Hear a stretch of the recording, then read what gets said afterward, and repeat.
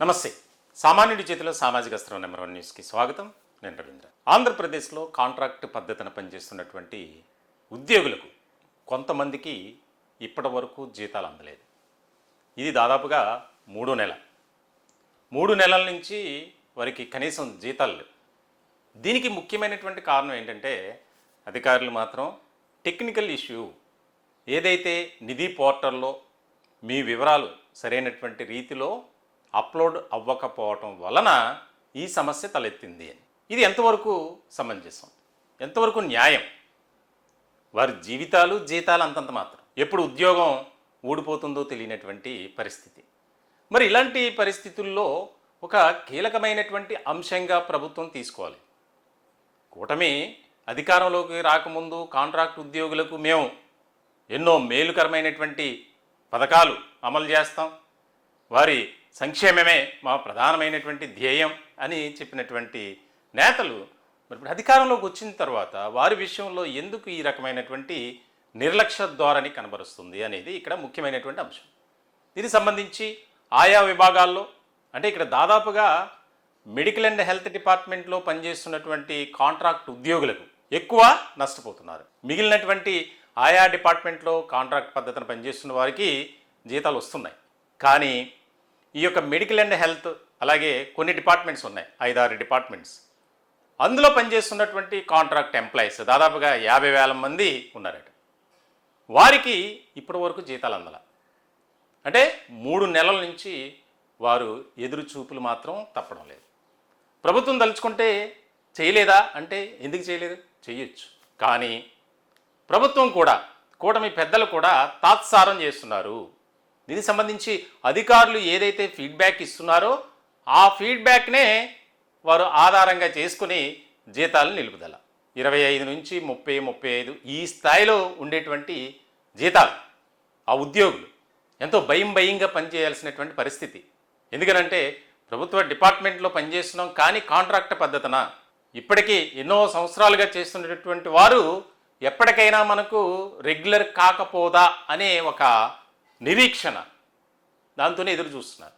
మరి ఇలాంటి తరుణంలో ఈ రకమైనటువంటి విధానం దాదాపుగా ఆ యొక్క కాంట్రాక్ట్ ఎవరైతే ఎంప్లాయీస్ ఉన్నారో వారికి సంబంధించినటువంటి యూనియన్లు, అసోసియేషన్లు ప్రభుత్వంలో ఉన్నటువంటి పెద్దలను కలుస్తున్నారు.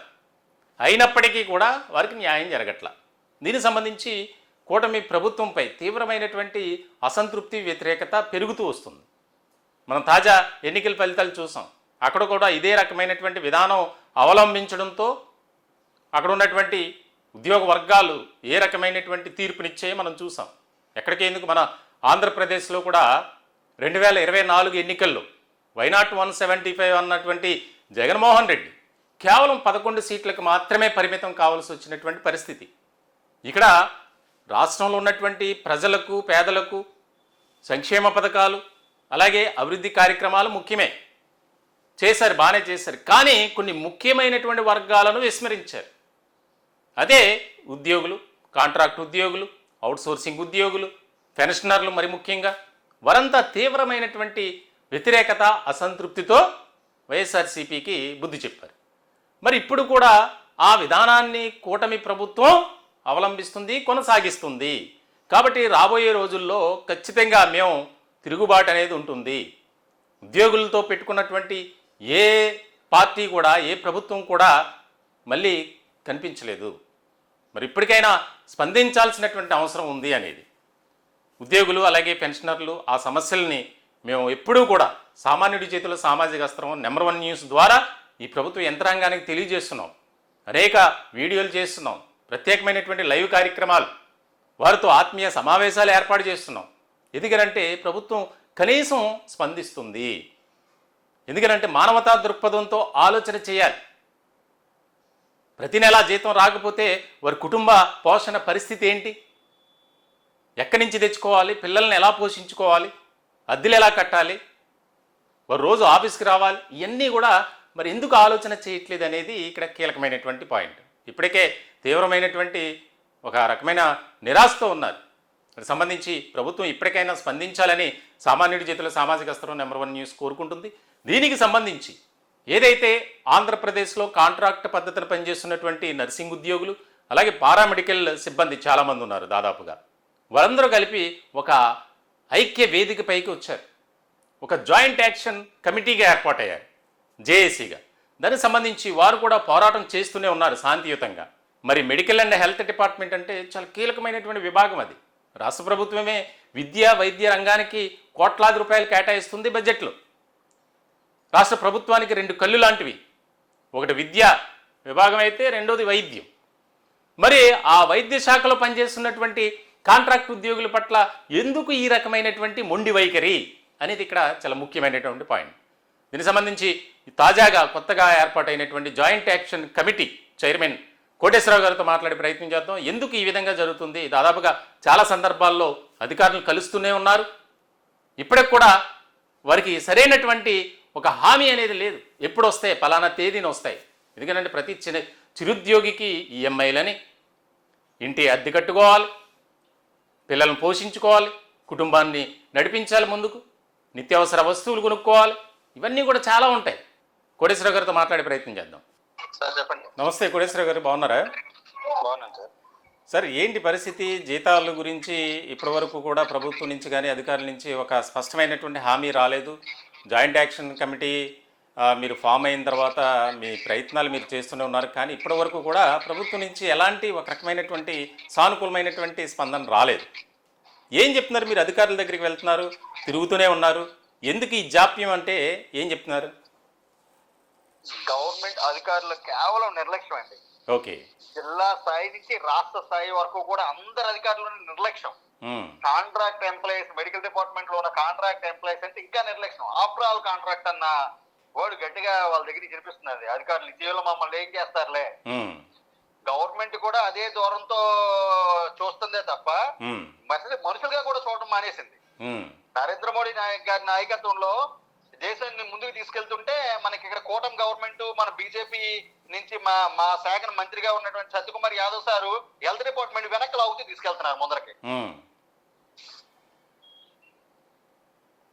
చాలా దారుణం, అన్యాయం కూడా అండి. దీని మీద మేము కార్యాచరణ అయితే తప్పకుండా ప్రకటిస్తామండి. గవర్నమెంట్ ఈ విషయం మీద కంపల్సరిగా మూల్యం చెల్లించుకోవాల్సి వస్తుంది. ఉద్ధరిస్తున్నాం, అవి చేస్తున్నాం, ఇవి చేస్తున్నాం అని చెప్ప ఏమీ చేయట్లేదండి. ఎంప్లాయీస్ అసలు హెల్త్ డిపార్ట్మెంట్ లో ఉన్న ఎంప్లాయీస్ కి అయితే అసలు పట్టించుకోవట్లేదు. కోటేశ్వర గారు, ఇక్కడ మీ ఆవేదన అర్థమైంది. ఇప్పుడు అధికారుల దగ్గరికి మీరు వెళ్తున్నారు, టెక్నికల్ ఇష్యూ అన్నారు తప్ప దానికి సంబంధించి ప్రాబ్లమ్ ను సాల్వ్ చేసే విధంగా ఎక్కడా కూడా చర్యలు తీసుకున్నట్లు కనిపించట్లా. ఎక్కడా కనిపించట్లేదు సార్, ఎక్కడా కనిపించట్లేదు. దాని మీద ముందుకైతే తీసుకెళ్లట్లేదు. ఓకే. ఈ జీతాల్లో మూడో నెలల నుంచి కూడా జీతాలు లేకపోతే వీళ్ళు ఎలా బతుకుతారు, వీళ్ళు పిల్లలు రోడ్డు మీద ఎలా పడతారని మినిమం ఇంక జ్ఞానం అయితే ఎవ్వరికి లేదండి. మనం సీట్లో హ్యాపీగా కూర్చున్నావా, మన బతుకులు బాగున్నాయా, మనకి జీతాలు వస్తున్నాయా, ఇవి మాత్రమే చూసుకుంటున్నారండి ఎవరు వచ్చినా సరే సీట్లోకి. ఎంత స్థాయి ఎంప్లాయ్ కోసం అయితే ఎవరు పట్టించుకోవట్లేదు. పనులు మాత్రం మామూలుగా చేయించుకోరు మా చేత. ఏమైనా చిన్న మిస్టేక్ వస్తే మెమో అంటారు, సోకాజ్ నోటీస్ అంటారు, కొంతమంది అయితే సస్పెండ్ చేస్తారు, టెర్మినేట్ చేస్తారు. మరి మేమేం చేయాలి? వీళ్ళని జీతాలు రాకపోతే వాళ్ళ మీద ఎటువంటి యాక్షన్ తీసుకోవాలి? వాళ్ళకి ఇవ్వకూడదా సోకాజ్ నోటీసు గవర్నమెంట్? అవును. మరి వాళ్ళకి చేయాలి కదా టెర్మినేషన్. 3 నెలల జీతాలు లేకుండా నిధి పోర్టల్ అప్డేట్ చేయకుండా ఏం చేస్తున్నారు మీరు అని చెప్పి వాళ్ళకి ఇవ్వాలి కదా టెర్మినేషన్ ఆర్డర్స్ చేయాలి. అవును, వాళ్ళకి ఇవ్వరు. కాంట్రాక్ట్ ఎంప్లాయీ అయితే చులకన ఒక్కొక్కరికి.